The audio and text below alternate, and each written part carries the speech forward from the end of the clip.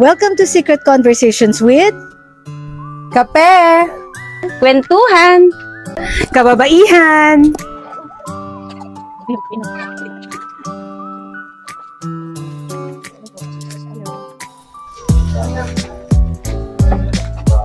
Tao po! Namamas ko po. Welcome Secret Conversation Family! Hello po! Tuloy po kayo sa munting tahanan po namin. Let's go! Salamat po. Kayo. Wow, thank you po. Thank you po. Saan ang mga bata? Nandun po sa labasan. Doon din po. Okay, may sarili. Sa'yo. Natuwa ka naman. Thank you po. Namamas ko kami.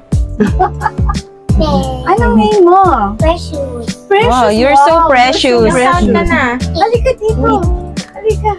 Ilang taon ka na? 8 years old? Yes. Yes.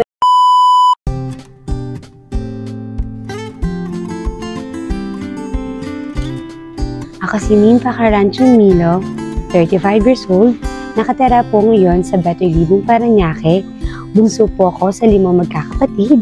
Ang aking kasama sa buhay ang aking mama, dahil po yung aking papa ay namatay na. Isa po akong single mom, may 5 po akong anak, 4 na babae, 1 lalaki. I'm share with you my story. Be inspired, be blessed.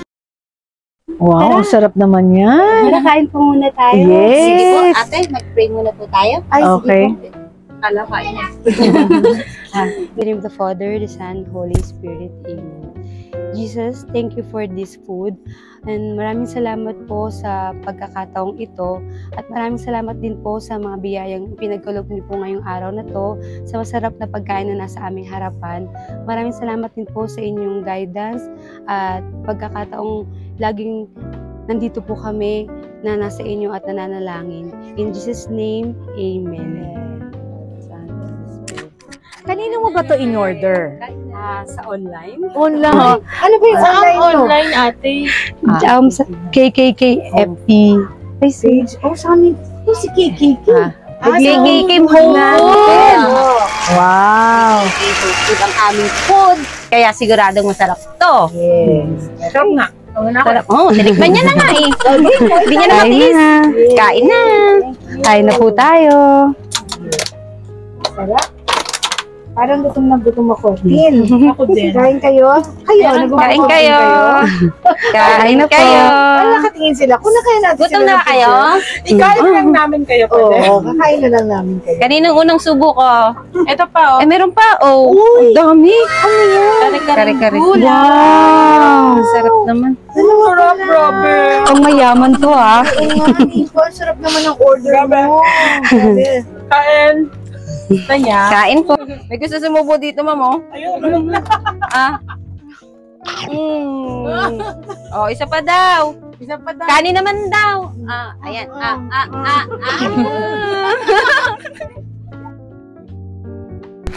Okay, nabusog ba kayo, girls? Grabe, yes. Sobrang sarap. Yay! Ma'am, bakit po pala na-iba yung setup ng Secret Conversation? Kasi ma'am, napapalad ko na kayo sa YouTube. At saka doon sa KKKFP page, naka-zoom pa kayo. Tama yan. Alam mo, kaya na bago ang setup ng Secret Conversation. Kasi kapag nakilala mo si Jesus, nagkaroon ka ng relasyon kay Jesus, magbabago ang buhay mo. Kaya naman, We bring Jesus to your home. di ba naman napakagandang ma-witness natin at makita ang buhay ni Ninfa dito mismo sa tahanan niya? Yes. Thy will be done on earth as it is in heaven. Wow. God's plans is always the best. Amen! Naman talaga. So girls, since buhay na buhay siya sa buhay natin, importante na mapakita at makita si Jesus sa atin. Kaya nga, sige nga, sagutin niyo ang mga tanong na ito. Ano yan? Nakikita ba si Jesus sa iyong kanan? Nakikita ba si Jesus sa iyong kapitbahay? Nakikita ba nila si Jesus sa iyo bilang nanay, tatay, asawa, kaibigan, at bilang isang babae? Ninfa, nakikita ba si Jesus sa iyong kanan? Si JC po kasi, andito lang po yun sa tahanan namin. At sa aming mga puso, Kasi po, kung gaano po kasi katibay po yung pagsasamahan namin at saka pagmamahalan namin as a family, ganoon din po katibay yung pananampalataya namin kay JC. Kasi po, naniniwala kami ng mama ko na wala namang pagsubok ang hindi binibigay si JC na hindi namin kayang magpasan. At saka, lagi ko pong tinutulog sa mga anak ko na anything na may blessing or sa mga happy moments and sad things, ay lagi magpapasalamat. Ano mang oras sa pagkain, lagi kong tinuturo din sa kanila yung lagi magdadasal at magpapasalamat sa araw-araw na biyayang binigay ng Diyos sa akin. Magdadasal kayo talaga. Mas bilang pamilya. Sa lahat ng bagay. Tama ba yan? Ate Nympha, nakikita rin mo ba si Jesus sa iyong mga kapitbahay? Flashback. Kamusta na pala yung pag-aaral ng anak mo? Ayun, buti hindi na naiyak yung bunso ko. Okay na siya. Ay, buti naman sa akin, umiyak eh. Hoy, Nympha! Nakikipagmarites ka na naman dyan. Ala, hindi to marites, no? Marie Cristo. Tsaka, bukod po sa nagbibigayan kasi kami ng ulam nito, nagsasabihan din kami ng mga problema sa buhay. Uy, siya nga pala, mamaya na lang tayo magtsikahan na kasi may mga bisita ako eh. Sige, maglalaba muna ako, okay? Oh, sige, bye-bye. Sige. End of flashback. Ay, opo. Nakikita po talaga si JC. Hindi lang po nakikita si JC dito sa loob ng bahay namin, kundi sa kapitbahay din namin. Kasi po si JC parang yung spirit eh. Pumapasok po siya doon sa kapitbahay namin. Hindi naman po sa lahat ng mga kapitbahay namin ay may mga mabuting puso. Pero masaya pa rin po kami dahil may mga tao pa rin po talagang tumutulong at nagmamahal sa amin. Tsaka po, sobrang blessed po ko dahil dumadating po si JC sa point na feeling ko hopeless po ako. Wala po kumalapitan. Kaya sobrang thankful ako dahil hindi niya kami pinapabayaan. So yung kapitbahay niyo dito tulungan. Yes, ma'am. Ano bang spirito yung sinasabi niyo kanina? Spirit po ng kabutihan, pagmamahalan. Okay, sige. Wala bang marites dito? Ay, kami ho. Nakikita mo sa kanila. Spirit of Yes Jesus. po. Yan ang maganda. Ate Nympha, nakikita ba nila si Jesus sa iyo bilang isang nanay, asawa at bilang isang babae? Nakikita ko at saka nararamdaman ko, binibigyan niya po ako ng kalakasan, ng pangangatawan, ng pag-iisip, para mas lalo ko pong magampanan po yung pagiging nanay at tatay, anak, kaibigan. Kasi po, ako po kasi yung klase ng tao na handang tumulong po sa mga tao. Minsan nga po, nasasacrifice ko na po yung mga needs ng mga anak ko. Pero po, ganun pa man, ginagampanan ko pa rin po yung pagiging mabuting tao. Tsaka po, lagi kong tinuturo sa mga anak ko na always po lagi mag-thank you, magpapasalamat.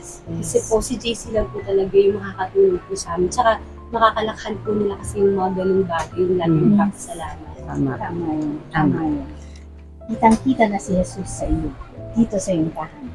At dahil dyan na nakikita si Jesus sa iyo, sumusunod tayo sa utos ng Diyos. At nakasulat yan sa Matthew chapter 22, verse 36 to 40. Sabi, Teacher, which is the greatest commandment? Jesus replied, Love the Lord your God with all your heart, with all your soul, and with all your mind. And this is the first and the greatest commandment. And the second is, love your neighbor as yourself. Tama ba, girls? Yes. A few moments later. Broken ka ba? Broken-hearted ka ba? Broken family ka ba? Iniwan ka ba? O pinaasa ka lang? Mga beshi, blessed ka pa din kahit broken ka. Tama? Yes. Kapag hindi mo na-experience na maging broken, hindi mo malalaman kung hanggang saan ang kaya mo. Ilang beses mo na na-experience at Nympha ang maging broken. Pero ang lagi mong sinasabi, strong woman ako, kaya ko to. Yes, amen. Strong ako, todo na to. Talaga. True, dahil sa pagiging broken natin, mas nau-open ang ating puso at mas magiging connected tayo kay God. At higit sa lahat, it will bring the best in us. Tama yan. Tama yan. Correct. Na iba ang ating buhay. Accept natin ang katotohanan na broken tayo, Pero mabubuo tayo dahil sa love ni God. I feel ko po yan. Dasal lang po talaga. Yes. So, paano kung nag-feel? Paano mo feel ba yan? Nakaganyan ka ba? Sobra. Nakaganyan. Alam mo, Nympha, broken ka, pero I'm sure, nung time na mga nangyayari yan, nag-question ka ba sa Diyos? Naranasan mo ng lahat niyang sakit eh. Opo, ilang beses ko din po siyang tinanong. Tapos, Ang sagot niya po, assurance lang. Sabi niya po, payakap anak, mahal na mahal kita, promise. saan yung moment na naramdaman mo yun? Saan ka? Ano yung pinaka... Actually po, sobrang dami, pero yung pinaka masakit po yung naiwanan ako. Ramdam na ramdam ang yakap, no? Yes po.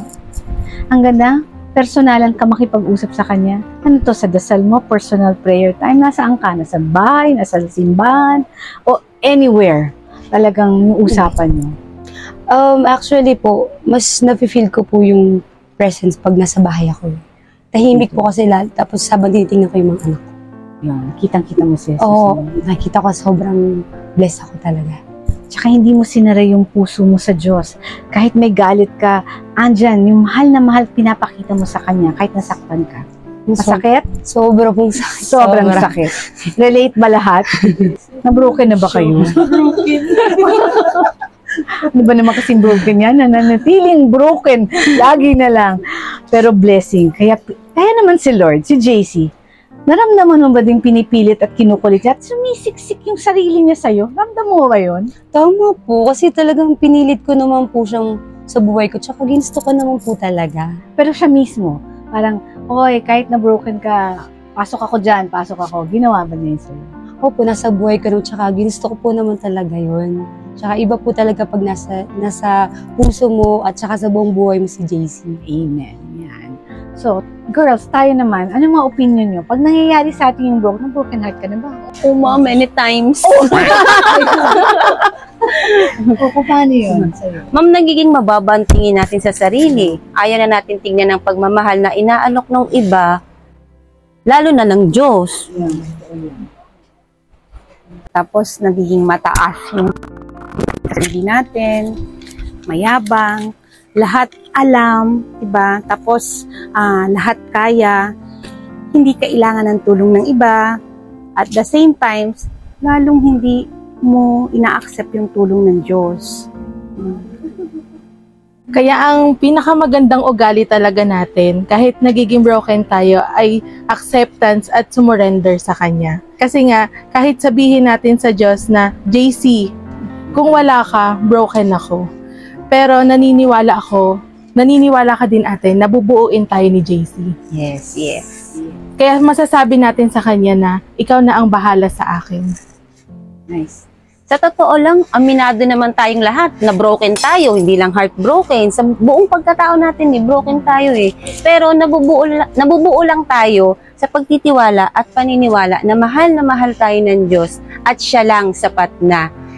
Dahil sa grasya niya. Sabi yan sa 2 Corinto, chapter 12, verse 9. Dahil nakikita mo, sobra-sobra magmahal sa iyo ang Diyos.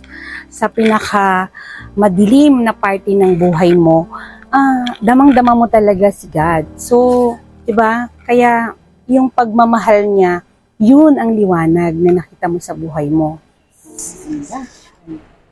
Kaya sa pag-share mo sa amin ng story ng buhay mo ate, broken ka, broken tayong lahat. Pero mahal na mahal tayo ng Diyos. Lahat kaya we are God's beloved. May forever ba talaga? Nympha, sabi mo hindi ka naniniwala sa forever.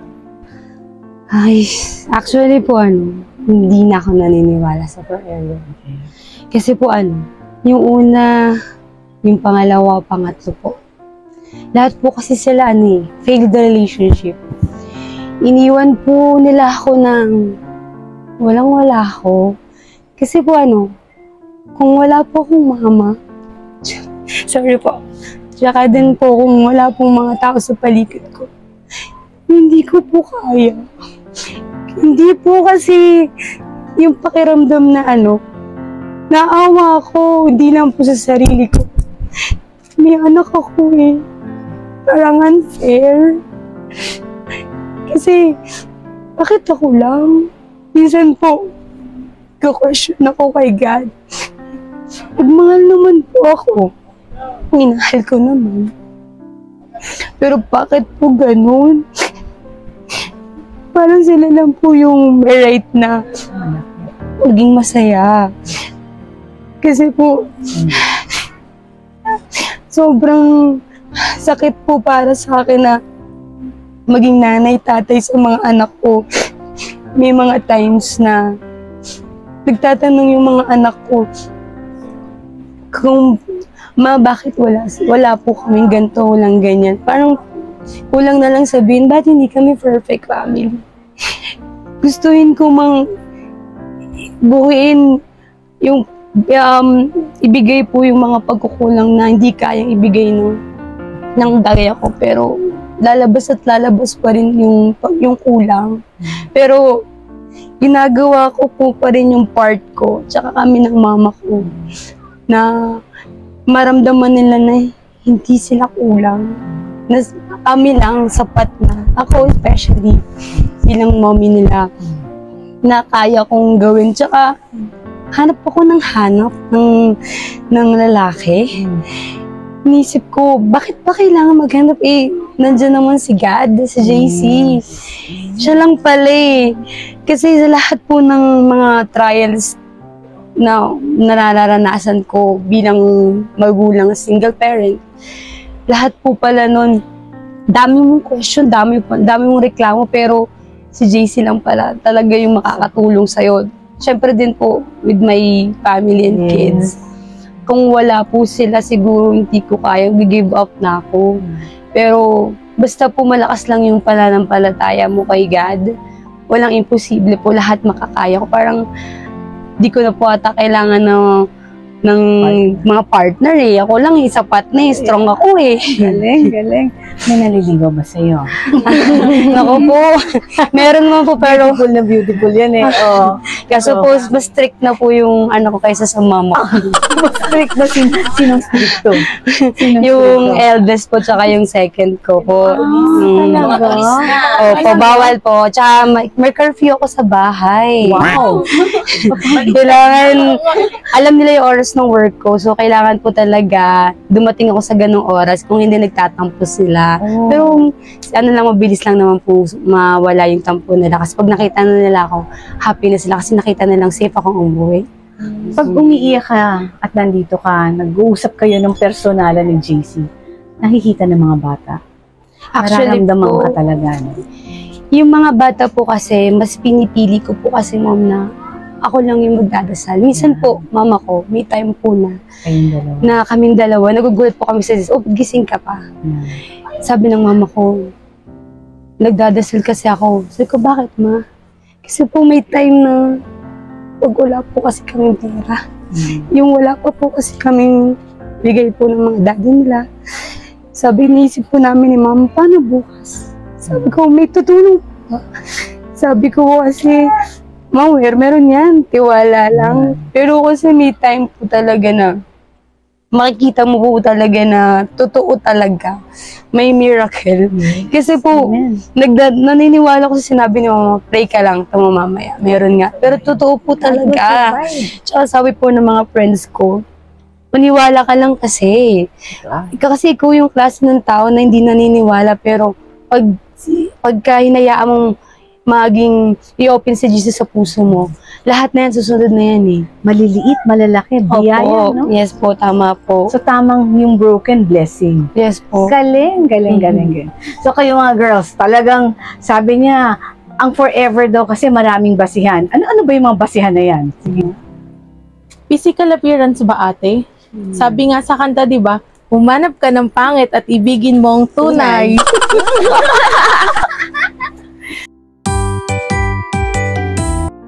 Or emotionally stable, financially stable. So, ibig sabihin nun, mayaman.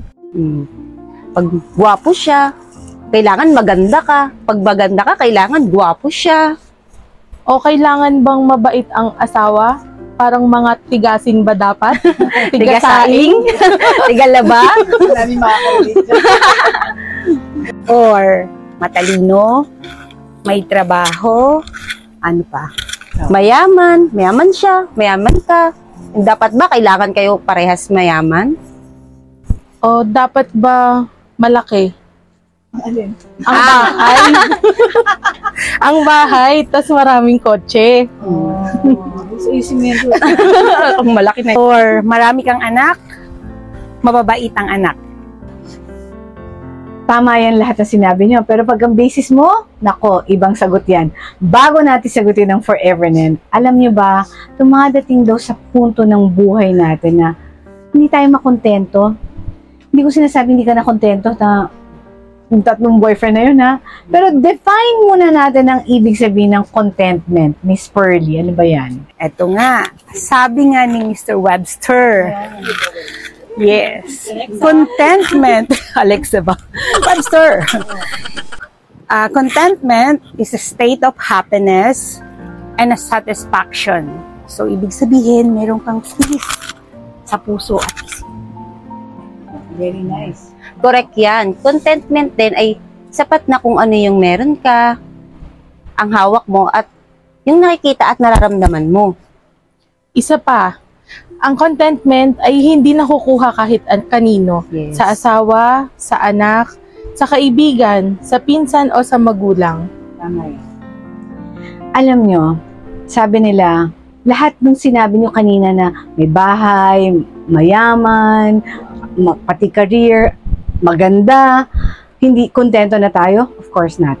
You know when you get contentment? Alam niyo kung saan, girls? Kapag nilagay niyo si Jesus sa kaibuturan ng puso niyo at the center of your heart, yan ang contentment. Kaya, tanong, may forever ba talaga? Yes! Yan. Kapag naman ang puso mo ay nakasenter kay God, sure na sure, 100%, may forever. True. Pag siya ang nagmamay-ari ng puso mo, may forever. Forever ay kung paano minahal ng Diyos tayo bilang anak niya sa simbahan when Jesus offered His life to save us. Bayad na. Panalo ka na, ate. May forever. Tama lahat yan. Ano pa bang dapat natin gawin para makita at madama natin ang forever na yan? Miss Pearl, tingin mo. Kapag pagod ka na, susuko ka na, dead end na, so wala na, surrender na. Kaya nga 'di ba? Look at the cross of Christ. Ibinigay niya lahat-lahat. Unconditional love na binigay niya para sa iyo, para sa akin, at para sa ating lahat. O sige, ano pa? Dagdagan niyo pa. Kaya nga ate, we are so much loved by God. Kaya dapat maging blessing tayo, hindi lang sa pamilya natin, kundi sa iba. Yes, share your blessing, guys. Kaya, Tita Pearl, baka naman dyan. Bekenemen. Sige, pagkatapos ng kwentuhan natin, ha? Sige, mamaya, kakain tayo. Oh, recorded yan. Paki-record. Pero dapat, diba, maging instrument ka rin ng pagmamahal. Hindi lamang sa mga taong hindi ka mahal-mahal. At yun nga, mahirap mahalin. So, dapat yung mga taong ayaw mo, hindi mo gusto. So, dapat pakitaan mo sila ng pagmahal. Dapat lahat, pare-pareho, diba? Parang kung may makukuha ka man o wala. So, talagang ang pagmamahal talaga is forever. Alam niyo, the best na forever, if we die for ourselves, to live for others. Kailangan mong mamatay sa sarili mo para magmahal sa ibang tao. And that is what you did to your family and to yourself. Yes na yes ako. Agree po talaga ako. Nice! Kapag broken ka na at gusto mong makamit ang tunay na forever ng buhay, Nympha, sino ba dapat ang i-text mo o tawagan mo bagong jowa mo? Siyempre si best friend JC. Yes! Sino dapat? BFF JC. Yes, amen. Sure na sure, na may direksyon ng buhay mo. Totoo yan. Sure din na may matatanggap ka na fruit of the Holy Spirit. Dahil lahat yan sa awan ng Diyos sa atin. Amen. Alam mo, yung sa story mo, very humble ka. Laban lang ng laban. Wala po ko ipagmamalaki, si JC lang. I know po, it's very hard. Madami pa po kong pagsubok na susurunin. Pero I know God is always there for me. At alam ko pong strong ako. And JC will always be there po para makaya ko po. Yes. Amen. At you know, kapag humble ka, humble your heart, it will lead to a great. Promise yan. Subok na subok yan. Diba? Sure to ate. Sure ate Nympha. He loves you abundantly and His mercy endures forever. Tama. Kaya walang sawa ang awa ng Diyos at ang pagmamahal ng Diyos. Katulad ni Nympha, always be grateful sa lahat na iikman mo. Nympha, ito na ang pinakahihintay nila. Ano ang secret ninyo ni JC? Secret po namin ni JC na lagi ko pong sinasabi sa kanya through prayers na sana po lagi niya po akong bigyan ng kalakasan, katapangan at lagi niya po kaming gagabayan ng aking pamilya. At alam ko naman po, naramdaman ko sa puso ko na nandyan naman po siya palagi para sa amin. Naku, dahil dyan, everyone, dapat naman she deserves a big hug. Grabe, grabe, Nips. Thank you. Happy ba tayo mga girls? Yay!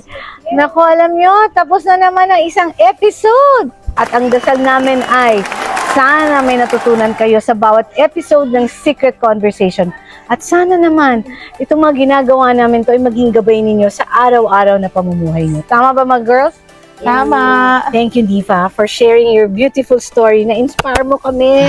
Touch na touch ako talaga dyan. Thank you, girls. To all of you, our viewers, naku, please follow us always, Kape Kwentuhan Kababaihan. Thank you na tayo. Thank you po sa lahat ng patuloy na sumusuporta sa Kape Kwentuhan Kababaihan. Patuloy nyo lang po kami suportahan and maraming salamat po sa inyong lahat. Yan, thank you po. Thank you sa lahat ng nanonood at sa mga nag-sponsor sa Kape Kwentuhan Kababaihan at sa mga gusto pa. Di ba, Ma'am Pearly? Of course. Maraming pong salamat. Sana po patuloy nyo kaming suportahan at pagpalain po tayong lahat. Ikaw naman, Miss Nick. Maraming salamat din po sa KKK at bigyan niyo po ako ng pagkakataon na ma-share po ang aking magandang buhay love story. Yes. Thank you po ulit. Okay, thank you, Lord. Thank you, GC. To God be the glory forever and ever. Amen.